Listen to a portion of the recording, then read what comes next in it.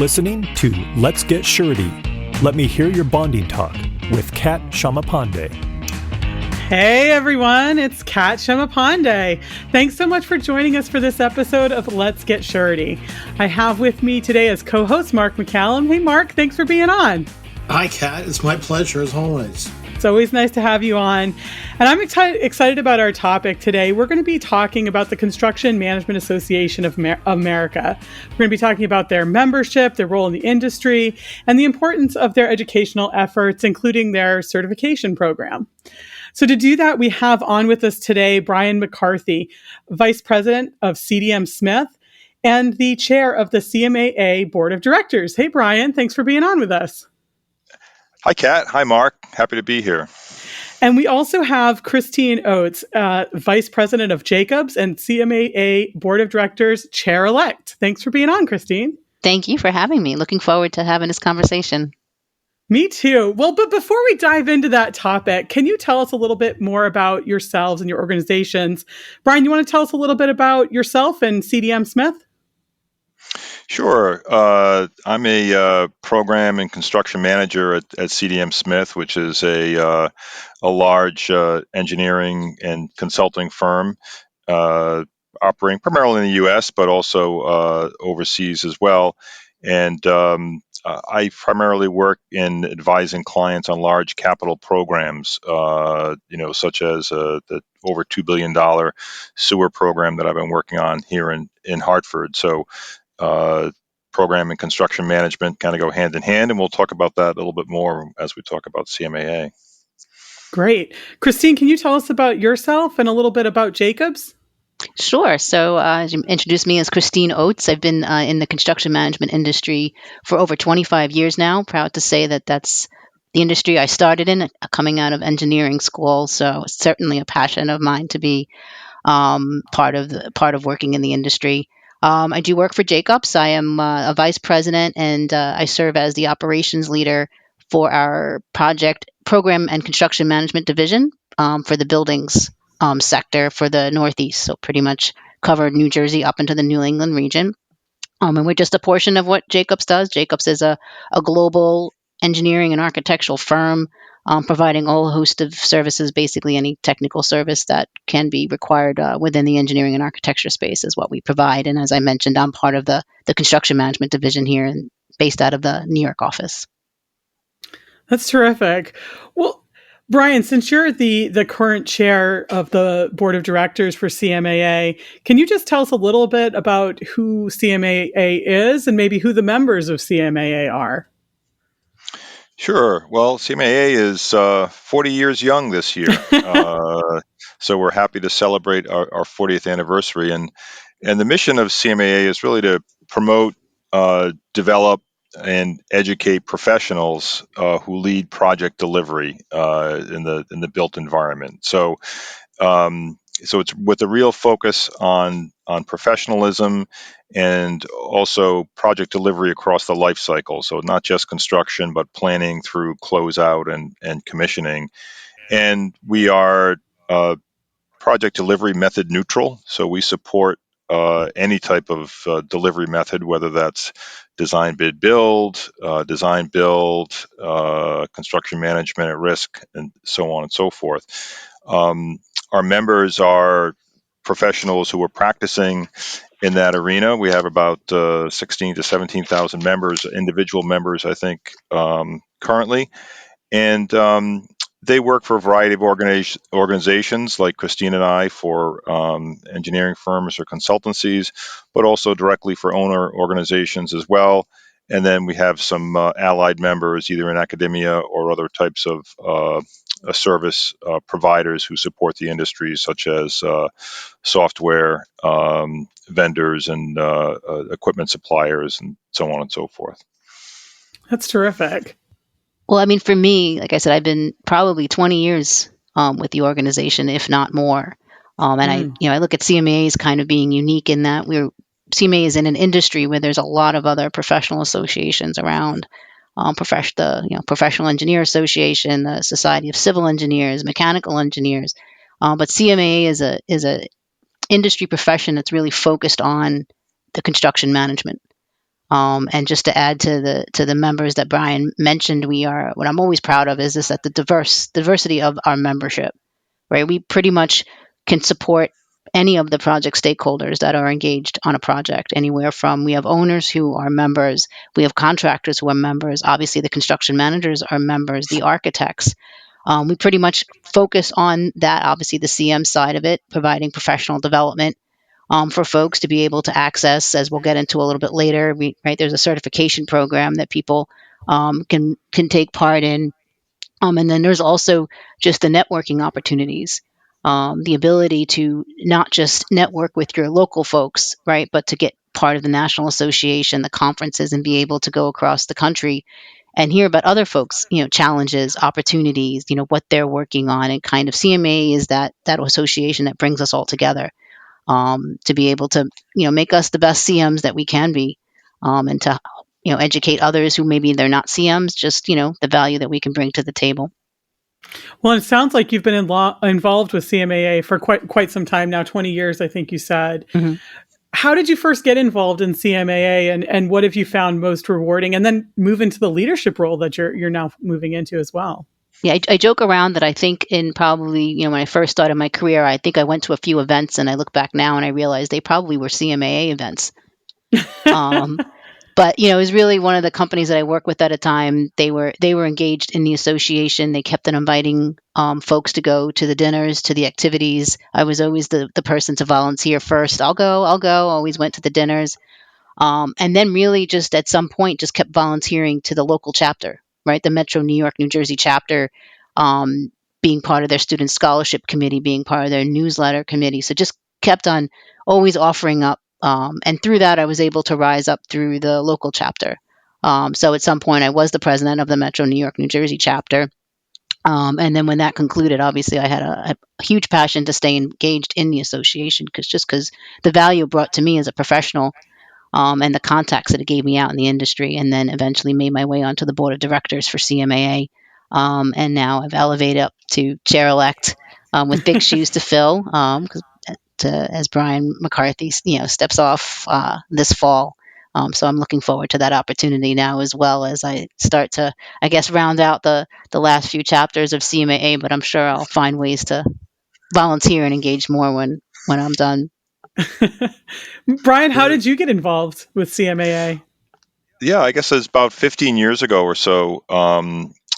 Someone had said to me, "You should check out CMAA," and I did, and I really never looked back. I first started going. I went to a national conference, and networked, met a lot of people, got really excited about the organization.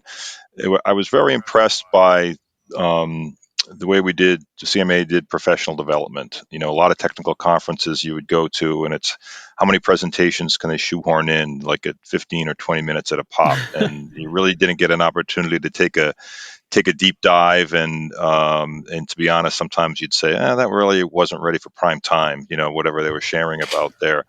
But we always tend to take a deep dive, have a lot of panel discussions, a lot of exchange of ideas at the conferences. So I became hooked there, started submitting presentations and getting accepted, making some presentations. So I, met a lot of people. And then one of my passions is just professional development, being a lifelong learner and helping those around me do that. So I soon joined the National Professional Development Committee. Eventually became chair of that. I also became involved in the CMAA Foundation, and I'm completing my 6th year on the board of directors now, which is going by pretty fast, culminating in my role as chair here. And I'll stick around officially for another year as a past chair. But it's as Christine said, it's the networking, it's the support, and there's so many. To me, it's all about the people, even in our industry and the way we get projects done. As I'm sure your members see, it's not just technology and throwing contracts around. It's all about relationships and people, and that what I think is one of the strengths of CMAA is the opportunity for us to build relationships and collectively advance the body of knowledge for our profession and bring up the next generation of folks within the industry. And get them to support CMAA as well. That's great. I mean, certainly in the surety industry, bringing in talent and nurturing that talent is critically important. Knowledge transfer, particularly, is on everyone's minds. And you had mentioned professional development. Could you tell us a little bit more about CMMA initiatives in that regard? And I understand you also have a credentialing program as well. Sure, I'll touch on the professional development, and then maybe I'll let Christine start kicking in on the credentialing piece. But we offer professional development in a variety of ways. First, at the chapter level, our regional chapters hold a variety of events that often have a little bit of a local focus, but not always. So, in addition to social events like golf outings and things like that, we also host a lot of breakfast or lunch type meetings where people have the opportunity to learn there. The national level, we have two national conferences a year. Our focus conference in the spring, which is a little bit shorter and smaller. Typically, we have anywhere post getting back to where we were pre-COVID here, in the around 400 attendees or so, and then our national conference and trade show, traditionally in the fall, where we might have traditionally have had about 1,100 people or so, and that's a mix of technical sessions, keynote speakers, and other items, and then we also have a couple of other programs that I'll mention. One is a series of webinars, usually a couple of month live webinars, and those are archived on our website as well. And then we offer a 3-day professional construction management course, which helps to support those seeking certification. So that's on there as well. And I'll also add that we have a number of student chapters at universities, which are primarily supported by our regional chapters, but that's another way that we support that. But, as I mentioned, the professional construction management course promotes certification, supports certification. It's based on the publications that we have, our body of knowledge, which the primary piece of that is the standards of practice, the CMAA standards of practice, which have been evolving over the years. That's one of the charges of the Professional Development Committee, to keep that fresh. And we have a number of guidelines that support that as well. So a lot of our education revolves around applying. How do we spread the word on the standards of practice and get people ready to become and stay certified, because there is a continuing education component to that certification. So, Christine, if you want to talk about CMIT and CCM in whatever order that comes to you on that. Yeah, sure. So I just, saying, I think I received my became a certified construction manager probably about 15 years ago. And I'll just talk about what enticed me to that CCM designation was just, to me, for CMAA, there's other certifications out there, other professional licenses out there, but the CCM is really, really geared towards the folks that are doing exactly what Brian and I do every day in terms of, managing construction projects. It's a certification that when an owner sees it or when an individual sees it, they'll know that that person has a set amount of experience. Typically, it's 4 years in charge, responsible person in charge, that you would need to have that to be able to be eligible to sit for an exam. The CCM does require an exam. And it also does require folks, before they sit for the exam, to show that they have the relevant experience, not just during the construction phase. I think some folks think construction management, we're only there during the construction phase, but we're there we could be there very early on, depending upon when an owner ends up engaging with us. So in order to become a CCM, you do need to show that experience, that you've been through the project life cycle, and that you do bring relevant experience relative to cost management, safety, schedule management, quality, contract administration. So when someone sees a CCM, they know that there's a standard that person has, that there's a level of experience that person has that they bring to the table, and it sort of just elevates the professionalism as it provides for better outcomes on a project when you do have CCMs engaged. And then the other thing that CMA has done over the years is that they've started a CMIT program, in which, in that case, earlier career professionals professionals coming into the construction management. We didn't mention that before when it comes to the diversity of our membership. Sometimes there's folks coming through, having an engineering degree like myself, an architectural degree, and sometimes moving up through the trades. And the CMIT program is an amazing opportunity for those folks coming into it to be able to plan their career by getting the right experience, right? So the CMIT has different levels, CMIT 1, 2, 3, and 4. And as you advance, you move up through that process. But it also gives you guidelines. So sometimes when it comes to receiving a CCM, there are potentially someone wants to sit for the exam, but maybe they've never been exposed to scheduling, or maybe they have never been exposed to cost. So by going through that program, you make sure that you're actually getting the right experience to become a CCM. And then this way now, when you're on a project site and someone sees you have that designation, and they know that you have those core fundamental skill sets that's needed to be able to be a successful construction manager. So does CMAA then offer a lot of continuing ed courses? So once you have the credential, are there means then to stay current? Yes. So with that, Brian? yes. So as Brian mentioned, obviously, attending the national and the spring conferences, there's a whole host of education opportunities there to be in person, physically, getting engaged. There's a whole host of webinars on the CMAA site that you can listen to, receive recertification points that way. There's also being engaged, right? Because being engaged is also a tremendous learning opportunity, right? Being on the board, being on a committee, driving the change. That's all. There are all opportunities right there for you to be able to gain those recertification points, and then so that this way you can continue on with your certification. I don't know, Brian, if you wanted to add anything to that.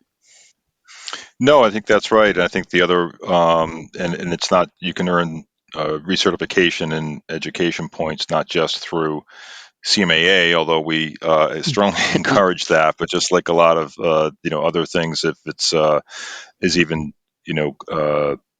there might be applicable courses that I'm taking even through my own firm or something else that I think are applicable for supporting my continuing education. So the nice thing about taking things through CMAA is they're automatically tracked for you, so that when you go to do your recertification online, all those courses that you and webinars that you attended and everything else are already part of your record to make it easy to reapply for your your certification.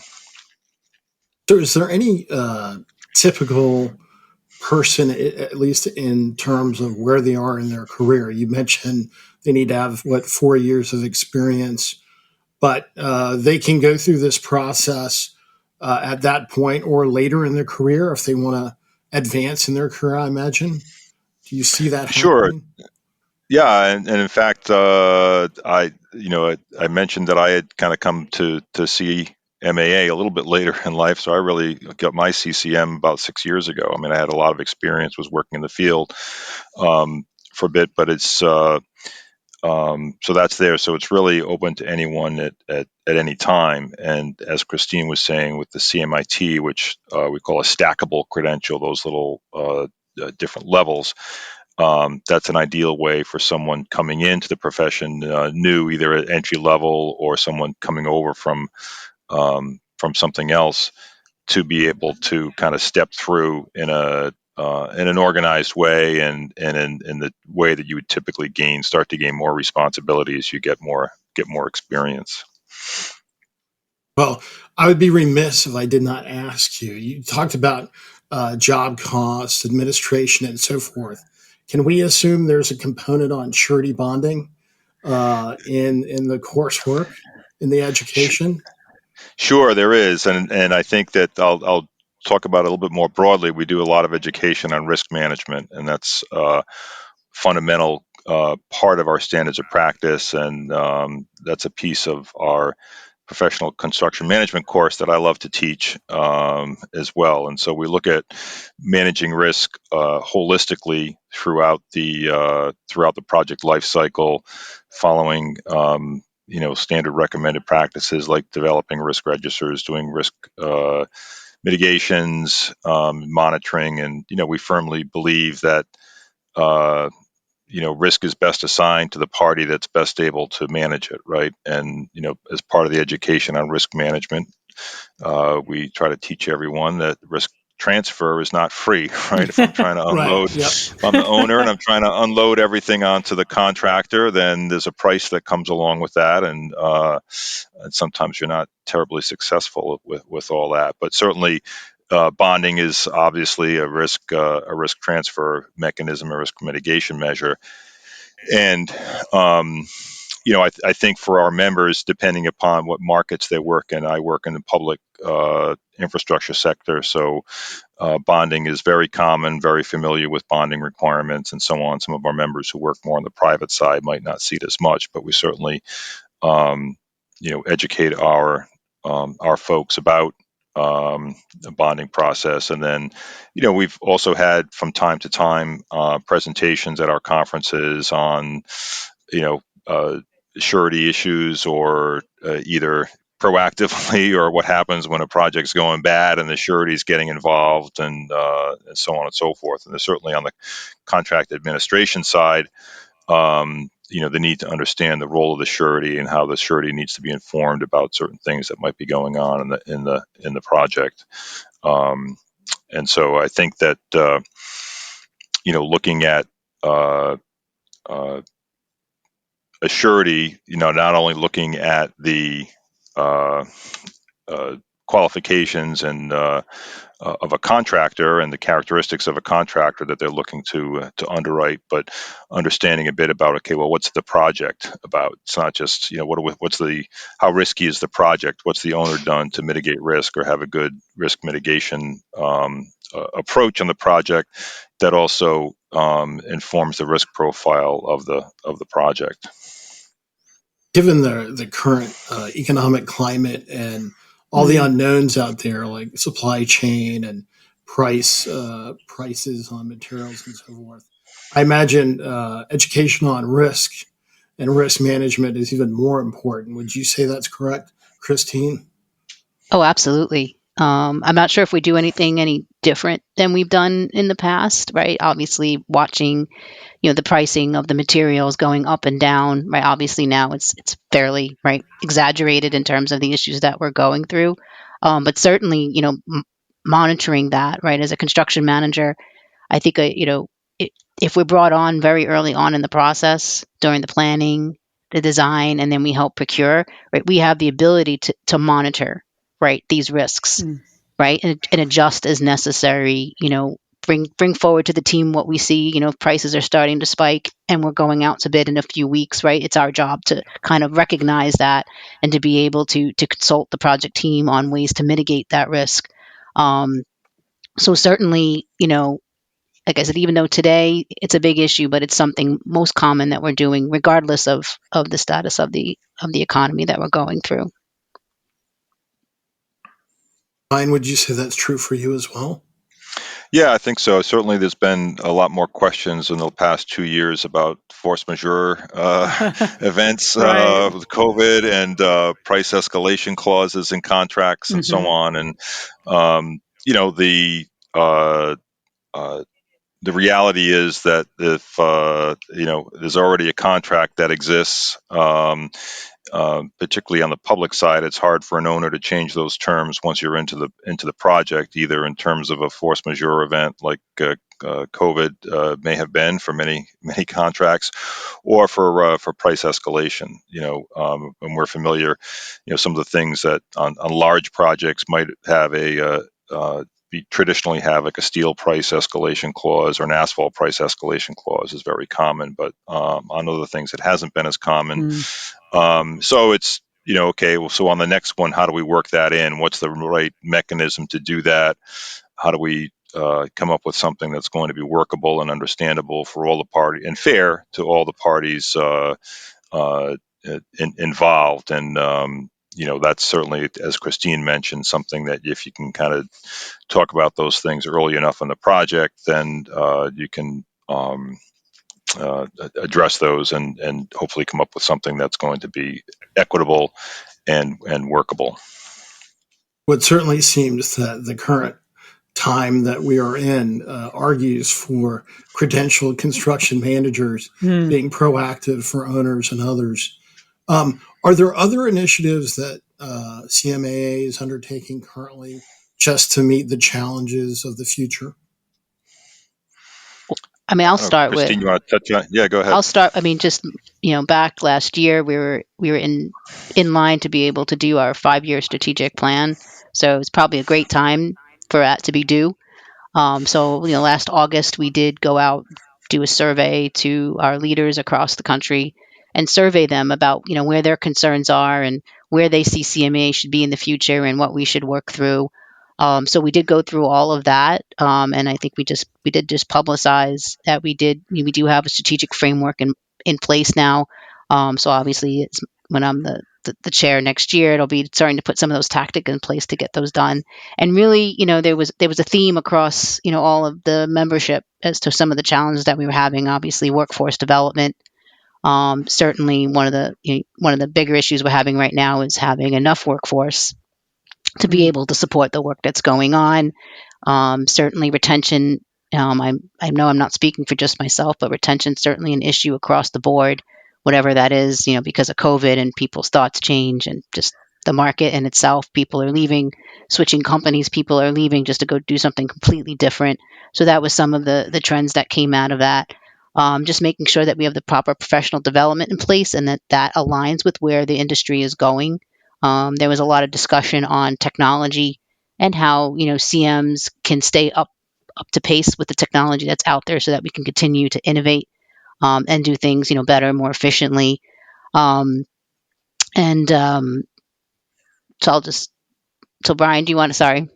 So should we stop there? No, I'll add one other thing that's not a new thing, but it's certainly for us. It's been going. We've been doing this for a few years, but are certainly continuing to ramp this up and be a focus. And that's getting engaged with other like-minded organizations or similar organizations within the AEC space, such as NASBP, among many others. There's a lot that we're all kind of competing, in some way for attention within the space, catering to the specific needs of our members, but also recognizing that we have a lot to offer to others as well, and that if we kind of extend that handout to say, here's what we have, what do you have? What do you have that can help educate our members?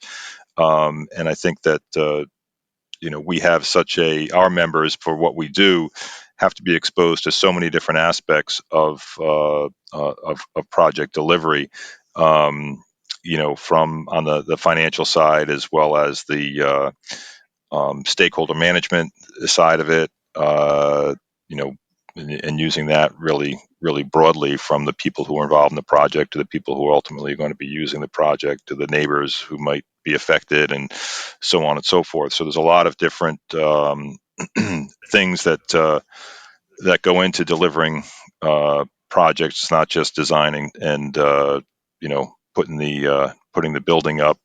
A lot of other aspects of things that are as that professional construction and program managers, if not being an expert in every one of those things, have to know enough to be able to manage the process as well, and know what kind of expertise is needed when, understand how those things change over the life cycle, and again, help owners not only select what the right delivery method is, the appropriate delivery method for the project, but kind of get things done. And I think we've also been seeing growth in our owner members.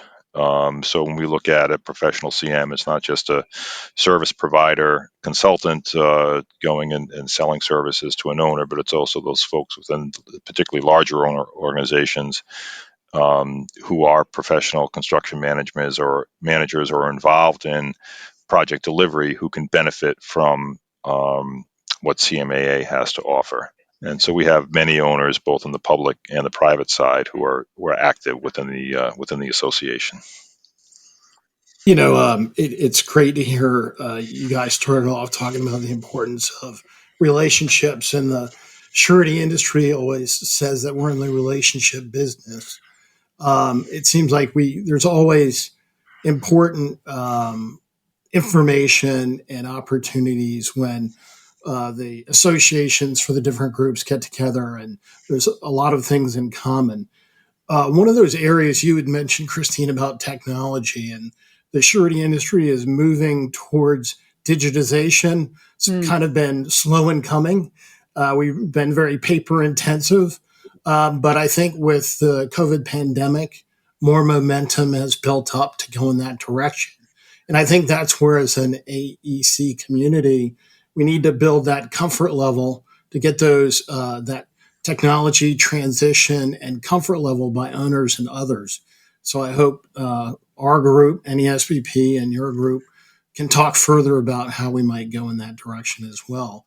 Do you have any thoughts on that? So on the side of technology, at least from my experience, construction always has that horrible reputation, right? That we lag behind others in terms of productivity, right, and moving forward. And sometimes it's just the nature of the project, right? Some of them move so quickly. It's hard for folks to think outside the box, right? Folks to start to say, let's integrate some technology into this. Sometimes it's a financial aspect of it, right? Who's going to pay to advance, right, the technology onto this? But where I think we could make a positive movement in the right direction is to first educate, owners and project teams of the technology that's out there. Have somebody on the team that takes the initiative to say, hey, there's a great product out there. Hey, there's a great other way to do this. Let's use it as a pilot program. Just recently, the other day, we had a client of ours do just that. It was just a pilot program. They were interested in laser scanning. They wanted to try it out on a project. It was a very small amount and a small amount of effort, and we're working with them through that. So if there's a positive outcome to that, right, then work with them to kind of integrate it through the remainder of their organization. I just think we need more champions on technology. Not everybody's savvy in Right. it, right? But to identify those technology champions and then, educate it across the board, educate with the owners, the project team members, just in hopes that, I think every little bit will help, right? Every little bit of integration into that. And then just, organizations such as CMAA and yourselves, just like talking what's out there, right? Let's share those best practices and lessons learned, and communicate it to the right audiences so it does end up being implemented. That's terrific. One of the things you were mentioning about working together as associations, I think this podcast itself is a great example of that. And I want to make sure I mention as well that NASBP CEO Mark McCallum and our president Nick Newton were able to join you on your podcast that recently launched for construction leadership. So that's a really terrific way to make sure we've got that sharing of information going back and forth in this relationship-driven industry, which we all find ourselves in. Yeah, I'd like to. I didn't come up with this quote, but it's one I like to use a lot, and that's project delivery is a social activity, and that we manage complexity by managing relationships. So it's all the technology. I love technology, but all the technology in the world doesn't get it done. It's really people interacting, making decisions, and moving forward and adapting. That really, at the end of the day, it drives project success. Technology helps, and hopefully we'll continue to see that improve over time. It's, as Christine was saying, it's just, I think, the nature of the industry, fairly conservative industry, very fragmented, as we know. And no one really likes to be on the bleeding edge, if you will, of technology. So it's okay. You show me it works, and then maybe I'll think about it for the next project. But ultimately, a lot of technology is, I think, going into think of how smart buildings are becoming, or how complex buildings are becoming with technology. So I think the construction industry and those who who build the projects that people are going to occupy, just getting their arms around all that technology. In my field, instrumentation and controls is always a big thing. And then you think about what goes into the HVAC and mechanical systems and plumbing and everything else in modern buildings. Just building that all and testing it and making sure it works is fairly complex. So it's those types of technologies that the industry has had to keep up with, and I think has done a fairly good job. But now it's kind of getting, okay, how does actually doing all that work become more productive? Whether that's a robot who can tie rebar, or there you go, anthropomorphizing the robot already, but it's or 3D printing, so on and so forth. And whether you call it technology or not, there's certainly been a big push for modularization, offsite manufacturing, and so on, as a way to introduce efficiency into delivery. That's terrific. Well, I really want to thank you both, Christina and Brian, for being on. Christine, sorry, and Brian for being on with us. It was so good talking to you both and just learning more about CMAA. No, thank you. I think I just wanted to tie back to what you said before about relationships. On any given project, there's so many project stakeholders. Right. There's the surety, there's the contractor, there's the owner, there's the architect, there's the end user, right? Again, going back to what Brian said, it is about the relationships, right? And I mean, everybody wants to see a successful project in the end. Success may look a little bit different to each of those different folks, but there is that common ground, right? That needs to be, kind of overseen. And I do think that's kind of, where a construction manager can come in and add that value to kind of bring all those different entities together. And make sure that we're cultivating those relationships and keeping them positive. That definitely helps on the outcomes. Yeah. And that's why leadership is such a big topic for us for our training. It's not just, technology or how to analyze a schedule or analyze a delay claim or come up and help resolve a dispute.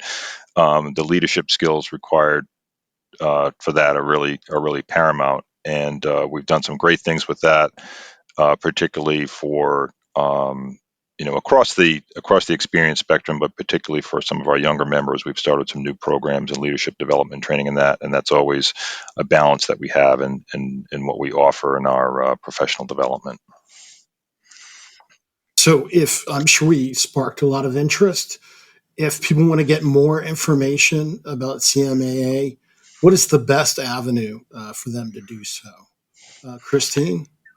Oh, I mean, I would say, obviously first the CMAA website has a whole host of information, and then the CMAA staff, obviously all of their contact information is there. Brian and myself, I always love getting questions asked about CMAA. I kind of ends up being the person within Jacobs that lots of folks end up going to, but there's a wealth of information on the website. The website has the certification information, lots of videos on what it means to be a CCM, how to become a CCM, even how to fill out the application, which to some folks, could be a daunting process.